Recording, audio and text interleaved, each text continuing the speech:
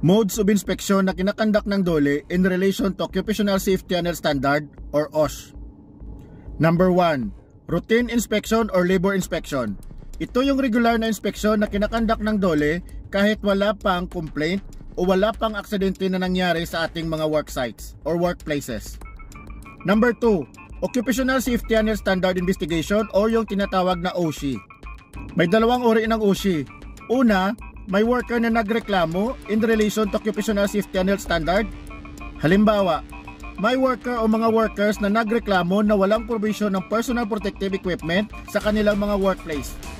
Pangalawa, may reported accident po na nangyari sa workplace. Number 3, Technical Safety Inspection or TSI. Ito yung inspeksyon na kinakandak ng DOLE sa mga establishment like manufacturing at mga planta na gumagamit ng mga boilers, pressure vessels na meron sa isang workplace.